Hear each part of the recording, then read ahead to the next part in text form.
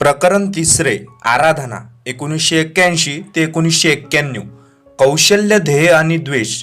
विवेकाने त्यांची तहान भागवावी जोपर्यंत, दुर्बलता बनत नाही शक्ती, तिमीर बनत नाही प्रकाश, चूक बनत नाही बरोबर तोपर्यंत. Lewis Carroll.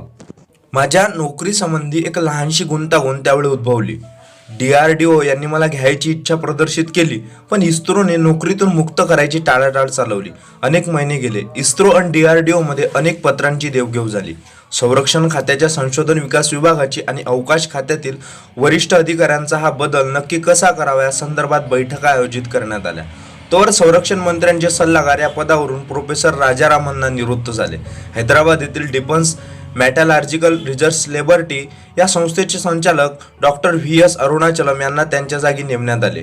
डॉक्टर अरुणाचलम धडाधडीचे अधिकारी म्हणून प्रसिद्ध होते. विज्ञान क्षेत्रातील प्रशासनाचा गुळमुळीतपणा त्यांना पसंत नव्हता आणि त्याबद्दल ते फारसे फिकीरही करत नसत. त्यावेळी संरक्षण मंत्री CR वेंकटरमण आणि प्रोफेसर धवन यांची चर्चा झाली असे मला समजले. माझ्या नेमणुकीच्या संदर्भात संरक्षण खात्याच्या वरिष्ठ स्तरावरती चर्चा झाल्या. प्रोफेसर धवनही लवकर निर्णय घ्यावा म्हणून उत्सुक होते. वर्षभराच्या दिरंगाईने सरकारी सव्वापसव्य होऊन फेब्रुवारी 1982 मध्ये मला DRDLचे संचालक पद अधिकृतरित्या देण्यात आले. प्रोफेसर धवन माझ्या इस्रोच्या मुख्यालयातील कचेरीला नेहमी भेट द्यायचे. तासनतास आमच्या अवकाश प्रक्षेपण वाहनाबद्दल चर्चा चालायच्या. त्यांच्यासारख्या संशोधकाबरोबर काम करणे ही एक दुर्मिळ संधी होती. इस्रो सोडण्यापूर्वी 2000 सालापर्यंत देशाच्या अवकाश संशोधनाच्या योजनांचे स्वरूप काय असेल यावरती मला त्यांनी व्याख्यान देण्यास सांगितले. इस्रोतील झाडून सर्वांनी त्या ठिकाणी हजेरी लावली. एका प्रकारे तो माझ्या निरोप समारंभच ठरला. 1976 मध्ये मी डॉक्टर अरुणाचलमला भेटलो होतो. DRDL मध्ये SLV3च्या एका महत्त्वाच्या सुट्ट्या भागासाठी विशिष्ट गुणधर्माचा ॲल्युमिनियमच्या मिश्र धातूची गरज होती. तसा मिश्र धातू तयार करणे त्यांनी वैयक्तिक आव्हान म्हणून स्वीकारले आणि अवघ्या 2 महिन्यात स्वदेशात त्या पद्धतीचा मिश्र धातू प्रथमच बनवला. उत्साहाने सळसळत असलेले त्यांचे आनंदी व्यक्तिमत्व मला नेहमी आश्चर्याचे वाटे. या धातुशास्त्राचा तरुण अभियंता इतका बुद्धिवान होता की धातू बनवायच्या पुस्तकातील संकल्पना त्याने स्वबळावर प्रत्यक्ष वापरत आणल्या आणि त्यांचे तंत्रज्ञान बनवले. पुढे हव्या त्या गुणधर्माचे मिश्र धातू बनवण्यापर्यंत ते तंत्रज्ञान विकसित केले. उंच प्रसन्न व्यक्तिमत्वाचे डॉक्टर अरुणाचलम म्हणजे साक्षात विद्याभारती डायनोमा होते. मित्रभावनेने पण ठामपणे वागणारे डॉक्टर अरुणाचलम सहकारी म्हणून तेवढे सक्षम होते. माझ्या कामाची प्रथम ओळख करून घ्यावी म्हणून एप्रिल 1982 मध्ये मी DRDL येथे भेट दिली. त्यावेळी असलेले संचालक श्री SL बन्सल यांनी माझ्या सर्व वरिष्ठ अधिकाऱ्यांशी आणि पूर्ण परिसराशी ओळख करून दिली. DRDL मध्ये त्यावेळी 5 मोठ्या आणि 16 मध्यम प्रकल्पांवर काम चालू होते. शिवाय भविष्यात संपूर्ण स्वदेशी क्षेपणास्त्र बनवण्यासाठी लागणारी वैज्ञानिक उपकरणे विकसित करण्याचे प्रयोग चालू होते. मला त्यांच्या 2 इंजिनच्या 30 टन द्रवरूप प्रॉम्प्लेंट वापरून चालणाऱ्या रॉकेट यंत्राने विशेष प्रभावित केले. मध्यंतरी मद्रासच्या अन्ना विद्यापीठाने मला मानाची डॉक्टरेट पदवी बहाल केली. माझ्या एरोनॉटिकल अभियंत्याच्या पदवीनंतर 20 वर्षांनी मला हा सन्मान मिळत होता. माझ्या कष्टाची कार्याची नोंद विद्यापीठाने घेतली. त्या आनंदाबरोबरच माझ्या रॉकेटरी क्षेत्रात केलेल्या कार्याची शिक्षण क्षेत्रातील धुरीणांनी दखल घेऊन त्याला स्वीकृत केले. हे अधिक आनंददायी होते. प्रोफेसर राजारामन्ना यांच्या शुभ हस्ते मी सन्माननीय डॉक्टर ऑफ सायन्स पदवी मी स्वीकारली. हाही एक सुखदेव होता. 1 जून 1982 मध्ये DRDLची सूत्रे हातात घेतली. डेव्हिल हे क्षेपणास्त्र गुंडाळले गेले. त्या घटनेच्या सावल्या अजूनही तेथे वावरत होत्या हे माझ्या लगेच लक्षात आले. त्या निराशेच्या धक्क्यातून अजून अनेक संशोधक बाहेर आले नव्हते. आपण केलेल्या संशोधनाच्या कार्याची नाळ अशी तटकन तोडली गेल्यावर हाडाच्या संशोधकाला कसे वाटते ते बाहेरच्या लोकांना फारसे समजू शकेल असे मला वाटत नाही. त्यांना पटतील अशी कारणे न देता, विश्वासात न घेता राजकीय प्रशासकीय निर्णयांचा अंमल केला जातो. तिकडची एकूण परिस्थिती पाहिली, त्यांच्या मनस्थितीचा अंदाज आला आणि मला सॅल्युअल टेलर कोलरिज यांची पुराण्या खलाशाचे गाणे या विषयावरची एक कविता आठवली. दिवसामागून दिवस, दिवसांदिवस आम्ही स्तब्ध, श्वास नाही हालचाल, रंगवलेल्या जहाजासारखे रुतलेले रंगवलेल्या महासागरावर. माझे सर्व वरिष्ठ अधिकारी साचलेल्या डबक्यातील वेदना सहन करत दिवस ढकलत होते हे मला कळून चुकले. इथल्या प्रयोगशाळेतील संशोधकांमध्ये आपापल्या संरक्षण खात्याच्या वरिष्ठ प्रशासकीय अधिकाऱ्यांनी फसवले असल्याची भावना फैलवली होती. इतके उत्तम काम करूनही डेव्हिल कपाटात धूळ खात पडले होते. डेव्हिलला पूर्णपणे त्या वातावरणातून हटकून गाडून टाकल्याशिवाय आशेचे नव्या दृष्टीचे आगमन शक्य नाही हे माझ्या लक्षात आले. एका महिन्याने नौदलाचे प्रमुख ॲडमिरल O.S. डॉसन यांनी DRDLला भेट दिली. ती संधी साधून मी पुढे सरायचे ठरवले. टॅक्सिकल कोअर व्हेइकल नावाचा एक प्रकल्प अर्धवट अवस्थेत होता. जमिनीवरून अवकाशातील लक्ष्याचा वेध घेणाऱ्या क्षेपणास्त्रासाठी या TCV प्रकल्पात थोडा फेरफार करून उपयोग होऊ शकत होता. तसंच हेलिकॉप्टर वा विमानातून जमिनीवरच्या लक्ष्यांचा वेध घेणारी क्षेपणास्त्रे या प्रकल्पाच्या सुधारित यंत्रणेचा उपयोग करू शकली असती. TCV ही यंत्रणा क्षेपणास्त्रांना लक्ष्यापर्यंत नेण्यासाठी मार्गदर्शन करते. कोअर वाहनांचा हा दुहेरी उपयोग मी ॲडमिरल डॉसनना विशेषत्वाने सांगितला. मी त्याचे फक्त तांत्रिक तपशीलच नव्हे तर प्रत्यक्ष युद्धभूमीवरील त्याच्या वापराच्या क्षमतेचे महत्त्व विशद केले. त्यांची निर्मिती करता येणे कसे शक्य आहे याची योजनाही पुढे मांडली. DRDL मधील माझ्या सहकाऱ्यांना माझ्या कृतीतून मी एक संदेश स्पष्टपणे पोहोचवला. तुम्ही ज्याचा प्रत्यक्ष उपयोग होणार नाही असे प्रकल्प आधी सुरूच करू नका आणि एका वेळी एकच शक्यता आजमावू नका. केलेल्या संशोधनाचा कामाचा अनेकविध उपयोग होऊ शकेल याचा आधी मी विचार करून ठेवायला हवा. क्षेपणास्त्रे विकसित करणे म्हणजे अनेक मिती असलेल्या प्रकल्पाला सुरुवात करणे. एकच दिशा धरून मार्गक्रमण केले तर पुढे रस्ता बंद व्हायची शक्यता असते. माझे पहिले काही महिने DRDL मधील सर्व घटकांशी परिचित करून घेणे देणे असं होतं.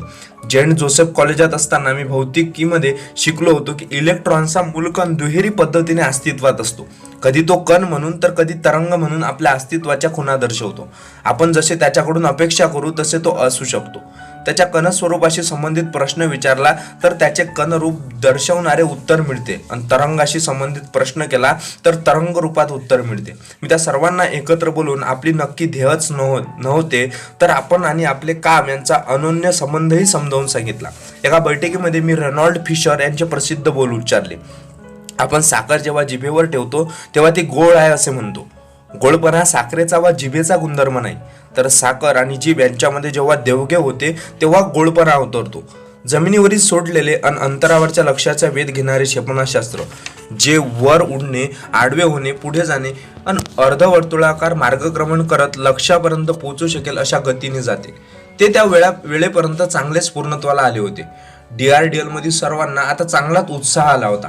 आधीच्या प्रकल्पाचे अर्धवट राहणे विसरून ते नव्या जोमाने कामाला लागायच्या तयारीत दिसत होते. मी आधीच्या कामाचा एकदा नीट आढावा घेतला. त्यांनी बनवलेल्या उपयंत्रणा तपासल्या. बेंगलोरच्या Indian Institute of Science, Indian Institute of Technology, नवी दिल्लीचे कौन्सिल फॉर सायंटिफिक रिसर्च, मुंबईची टाटा मूलभूत संशोधन संस्था अशा विविध शैक्षणिक संस्थेतील संबंधित विषयांच्या तज्ज्ञांना मी हैदराबादच्या आमच्या संस्थेत भेटीसाठी बोलावले. चर्चा घडून आणल्या. माझ्या कृत्यामुळे DRDL मध्ये वर्षानुवर्षे घालवलेले काही बुजुर्ग चकित झाले. DRDLच्या कोंदटलेल्या वातावरणात थोडी तरुण ताजी हवा यावी या उद्देश त्यासाठी होता. एकदा खिडक्या पूर्ण उघडल्यावर वैज्ञानिक संशोधनातील गुणवत्तेचा प्रकाश आत येऊ लागला. पुन्हा मला कोलरिजच्या पुराण्या खलाशाची आठवण झाली. हळूहळू जहाज चालू लागले. भरतीच्या लाटांवर ते हेलकावत पुढे जाण्यासाठी. 1983च्या सुरुवातीला प्रोफेसर धवननी DRDLला भेट दिली. 10 वर्षापूर्वी त्यांनी मला दिलेल्या उपदेशाची मी त्यांना आठवण करून दिली. स्वप्नपूर्तीसाठी आधी स्वप्ने पाहावी लागतात. काही जण ध्येयाच्या दिशेने जोमाने चालू लागतात, बाकी जागच्या जागी त्या पायावरचे या पायावर भार देत राहतात, कारण त्यांना आपल्याला नक्की काय हवे आहे हेच ठाऊक नसते. त्यामुळे ते कसे मिळवावे हेही ठाऊक नसते. इस्रोमध्ये प्रोफेसर साराभाई प्रोफेसर धवन सारखे द्रष्ट नेते पुरोभागी होते. त्यांनी ध्येय निर्माण केली.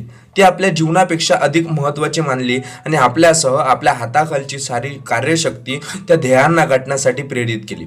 पण DRDL तितकी भाग्यवान नव्हती. ही उत्कृष्ट प्रयोगशाळा रडखडत पुढे जात राहिली. आपल्या शक्तीची जाणीव नसल्यासारखे आपल्या कुवतीचा पूर्ण उपयोग न करता चालू लागली. दिल्लीतील साऊथ ब्लॅकच्या अपेक्षा पुऱ्या करू शकली नाही. इथली टीम तज्ज्ञ व्यावसायिक वृत्तीची असली तरी नक्की उद्दिष्ट नसल्याने गोंधळलेली आहे. माझे बोलणे ऐकल्यावर प्रोफेसर धवन त्यांचे ठेवणीतील हास्य चेहऱ्यावर आणत पाहू लागले. ते त्या हास्याचा अर्थ कुणी कसाही काढावा. DRDL मध्ये संशोधन विकास कामाचा वेग वाढवावा यासाठी शास्त्रीय, वैज्ञानिक आणि तंत्रज्ञानविषयक प्रश्नांवर ठोस निर्णय घ्यायची गरज होती. माझ्या संपूर्ण व्यावसायिक कारकिर्दीमध्ये मी वैज्ञानिक विषयात पारदर्शकता बाळगत आलो. बंद दाराआड चर्चा करून आणि निर्णयांबद्दल गुप्तता ठेवून या क्षेत्रामधले अनेक प्रकल्प हळूहळू विलायला गेलेले मी पाहिले होते. मी अशा व्यवहारांच्या नेहमीच विरुद्ध होतो आणि मी तसे कधी केलेही नाही. माझा पहिला महत्त्वाचा निर्णय होता तो म्हणजे सर्व वरिष्ठ संशोधकांची मी एक समिती नेमली. महत्त्वाच्या सर्व बाबींची चर्चा करून संवाद साधून त्याबद्दल एकत्रितपणे निर्णय घेतले जावेत अशी सूचना केली. मिसाईल टेक्नॉलॉजी कमिटीच्या स्थापनेनंतर प्रशासनामध्ये, प्रकल्पाच्या उभारणीमध्ये, व्यवस्थापनामध्ये प्रयोगशाळेतील सर्व स्तरांवरच्या संशोधकांना आणि अभियंत्यांना सहभागी करून घ्यायचे ठरवले. दिवस, आठवडे विचार करून, चर्चा करून, वादविवाद करून शेवटी दीर्घ मुदतीचा गायडेड मिसाईल डेव्हलपमेंट प्रोग्राम नक्की करण्यात आला. केव्हा तर मी वाचलेले आठवले, कुठे जायचे ते माणसाला आधी ठाऊक असायला हवे. आपण कुठे उभे आहोत यापेक्षा आपण कोणत्या दिशेने पुढे जात आहोत हे जाणून घेणे जीवनात अधिक महत्त्वाचे आहे. पाश्चात्य राष्ट्रांकडे असलेल्या तंत्रज्ञानाविषयक शक्ती आपल्याकडे नसतील, पण त्या आम्ही मिळवू शकू असा निर्धारच आम्हाला त्या दिशेने नेऊ शकेल. संपूर्ण स्वदेशी बनावटीची GSDP लक्षवेधी क्षेपणास्त्र विकास प्रकल्प यांची आखणी करण्यासाठी माझ्या नेतृत्वाखाली एक समिती नेमण्यात आली. हैदराबादच्या भारत डायनॉमिक्स लिमिटेडचे प्रमुख Shri ZP Marshall, NR Iyer, AK Kapoor आणि KS वेंकटरमण या समितीचे इतर सदस्य होते. केंद्रीय मंत्रिमंडळाच्या राजकीय कार्यकारिणीसमोर या प्रकल्पांचा पाठपुरावा करण्यासाठी एक अहवाल लिहिण्यात आला. संरक्षण खात्याच्या तिन्ही दलांच्या प्रमुखांशी सल्लामसलत करून त्यात आवश्यक त्या सुधारणा करून पक्का मसुदा बनवण्यात आला. 390 कोटींचा खर्च आणि 12 वर्षांच्या कालावधीत पूर्ण करायच्या योजना त्यामध्ये समाविष्ट केलेल्या होत्या. अनेकदा विकासाचे प्रकल्प जेव्हा उत्पादनाच्या टप्प्यावर येतात तेव्हा अडकडून पडतात. त्याचे प्रमुख कारण म्हणजे पुरेसा पैसा उपलब्ध होत नाही. आम्हाला 2 क्षेपणास्त्रांचे विकसन करायचे होते. एक कमी उंचीवर चटकन प्रतिक्रिया व्यक्त करून अंमल करणारे वाहन आणि दुसरे मध्यम पल्ल्याचे जमिनीवरून जमिनीवरील लक्ष्याचा वेध घेणारी शस्त्रयंत्रणा वाहू शकणारे वाहन. त्याच्या दुसऱ्या टप्प्यामध्ये एकाच वेळी अनेक लक्ष्य वेधण्याची क्षमता असणार होती. DRDL मध्ये रणगाड्यांचा वेध घेणारी क्षेपणास्त्रे बनवण्याच्या कामामध्ये पायाभूत असे कार्य गेले होते. त्याच्याच पुढील टप्पा म्हणून 3ऱ्या पिढीचे सुधारित रणगाडा वेधू शकणारे क्षेपणास्त्र विकसित करणे हेही आमच्या प्रकल्पात समाविष्ट केले गेले होते. वेध घ्या आणि विसरा इतक्या अचूकतेने ही क्षेपणास्त्रे काम करणार होती. माझे सर्व सहकारी या योजनेच्या समावेशाने खुश झाले. त्यामध्ये त्यांनी पूर्वी ठरवलेल्या एका प्रकल्पाला पूर्णत्वाकडे नेण्याची संधी त्यांना मिळणार होती. मला मात्र अजूनही समाधान वाटत नव्हते. मला माझे रिएंट्री एक्सपेरिमेंट लॉन्च व्हेइकल जमले तर पुन्हा कार्यान्वित करायचे होते. अशा मी सर्वांच्या मागे लागून त्यांना पटवले आणि अग्निप्रतिबंधक सुरक्षा कवचे बनवण्यासाठी तांत्रिक माहिती गोळा करायला सांगितले. भविष्यामध्ये त्याचा उपयोग लांब पल्ल्याच्या क्षेपणास्त्रासाठी करता येणार होता. CR वेंकटरमण त्यावेळी संरक्षण मंत्री होते. त्यांच्यासमोर दिल्लीच्या साऊथ ब्लॅकमध्ये मी प्रकल्पाचे सादरीकरण केले. तिन्ही दलांचे प्रमुख general Krishnarao, air chief marshal Dilbagh Singh आणि ॲडमिरल डॉसन त्यावेळी हजर होते. मंत्रिमंडळाचे सचिव कृष्णराव साहेब, संरक्षण खात्याचे सचिव SM घोष आणि अर्थ खात्याच्या सर्व विभागाचे सचिव R गंगापती हेही होते. प्रत्येकाला सर्व प्रकारच्या शंका होत्या. आमच्या तंत्रज्ञानाविषयी कौशल्याच्या मर्यादा, कुवत, प्रकल्पाची व्यवहार्यता, तंत्रज्ञानाच्या पायाभूत घटकांची उपलब्धता, प्रकल्प तडीत जायच्या शक्यता, होणारा खर्च, वेळापत्र इत्यादी अनेक बाबी पुढे ठेवून माझ्यावर प्रश्नांचा भडीमार केला गेला. संपूर्ण प्रश्नोत्तरांच्या काळात डॉक्टर अरुणाचलम खंबीरपणे माझ्या पाठी खडकासारखे निश्चल उभे राहिले. संशोधकाची स्वप्नाळू वृत्ती व्यवहारी असतेच असे नाही, असा एक सार्वत्रिक समज आहे. त्यामुळे ते सर्वसांशक असणे साहजिकच होते. आमच्या महत्वाकांक्षी योजनेबद्दल जरी त्यांना शंका होत्या तरी त्यातील प्रत्येक जण आपल्या देशाच्या स्वतंत्र स्वदेशी साधने वापरून क्षेपणास्त्रांची मालिका निर्माण करायच्या कल्पनेने रोमांचित झाला होता. बैठकीच्या शेवटी संरक्षण मंत्र्यांनी आम्हाला 3 तासांनी संध्याकाळी भेटायची सूचना केली. तो सगळा वेळ आम्ही वेगवेगळे उपप्रकल्प एकमेकांशी जोडत कसे सांधावेत याबद्दल चर्चा करण्यात घालवला. त्यांनी फक्त 100 कोटी मंजूर केले तर ते वेगवेगळ्या योजनांवर कसे वाटावेत, 200 कोटी दिले तर काय बदल करावेत हाच विषय डोक्यात होता. संध्याकाळी नियोजित वेळी संरक्षण मंत्र्यांना भेटायला जाताना मला अंतरंगात वाटत होते की काही पैसे नक्कीच मंजूर होणार आहे. पण त्यांनी म्हटले, अशी टप्प्याटप्प्याने क्षेपणास्त्रे बनवण्याऐवजी लक्ष्यवेधी क्षेपणास्त्राची एक सर्वकष योजना विकसित करायचा प्रकल्प सुरू करावा. तेव्हा आमच्या कानांवरच विश्वास बसला नाही. ज्यांच्या सूचनेने आम्ही चक्रावून गेलो. मग स्तब्धतेने काही क्षण संपल्यावर डॉक्टर अरुणाचलम उत्तरले, सर विचार करण्यासाठी थोडा अवधी द्या. ते म्हणाले, ठीक आहे, उद्या सकाळी पुन्हा भेटूया, तेव्हा तयारीत या. मला प्रोफेसर विक्रम साराभाईंच्या दूरदृष्टीची आठवण झाली. रात्रभर मी आणि डॉक्टर अरुणाचलम नव्याने योजना बनवण्यात घडून गेलो. अगदी बारीक सारीक गोष्टी विचारात घेतल्या. एवढ्या मोठ्या प्रकल्पाला नीट योजना आखून सादर करणे भाग होते. आरेखन, प्रत्यक्ष बांधणी, यंत्रसामग्रीचे संकलन, किमतीचे अंदाज, चाचण्या, गुणवत्तेची पातळी, टिकाऊपणा, पैशांचा मोबदला, योग्यता, एक ना अनेक बाबी विचारात घ्याव्या लागल्या. मग आणखी एक अशा तऱ्हेने केली की देशाच्या संरक्षण दलांची गरज स्वदेशी प्रयत्नाने साकार व्हावी, पूर्ण व्हावी. ड्रॉइंग बोर्डापासून प्रत्यक्ष युद्धभूमीवरील वापरापर्यंत प्रत्येक टप्प्यावर तज्ज्ञांकडून तपासून घेत पुढे जायला हवे होते. आपल्या प्रगतीबद्दल, प्रत्येक कृतीबद्दल वरिष्ठांना कल्पना देत पुढे जायचे. कालबाह्य झालेल्या तंत्रज्ञानाचा वापर न करता आधुनिक शस्त्रे बनवायचे आम्ही ठरवले. पुढे केल्या गेलेल्या संधीला आव्हान म्हणून स्वीकारायचे. सकाळपर्यंत आम्ही कामाचा आराखडा पूर्ण करत आणला. नाश्ता करत असताना एकदम मला आठवण झाली. त्याच दिवशी संध्याकाळी माझ्या भावाच्या मुलीची जमिलीचे लग्न होते. मला रामेश्वरमला त्यासाठी हजर राहणे भाग होते, पण खूप उशीर झाला होता. मी जरी मद्रासचे विमान पकडून संध्याकाळी तिथे पोहोचलो तरी रामेश्वरम गाठणे शक्य नव्हते.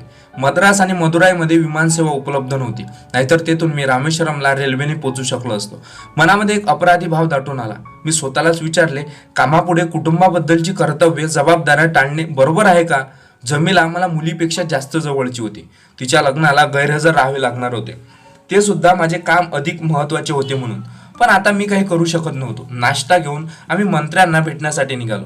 आम्ही संरक्षण मंत्री व्यंकटरमण यांना रात्रभर खपून सुधारित केलेल्या प्रकल्पाचा आराखडा सादर केला.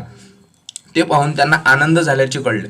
क्षेपणास्त्र विकासाचा प्रकल्प एका रात्रीत बदलून एक सर्वकष भविष्यातील गरजांचा विचार करून दीर्घ परिणाम करू शकणारा असा कार्यक्रम आम्ही समोर ठेवला होता. तंत्रज्ञानाच्या क्षेत्रात ती एक मोठी महत्त्वाची उडी ठरणार होती. संरक्षण मंत्र्यांना हेच अभिप्रेत होते. तरी देखील आमची पूर्ण योजना ते मंजूर करतील असे वाटले नव्हते. त्यांनी सगळीच योजना मंजूर केली आणि माझा आनंद मनामध्ये दुथडी भरून वाहू लागला.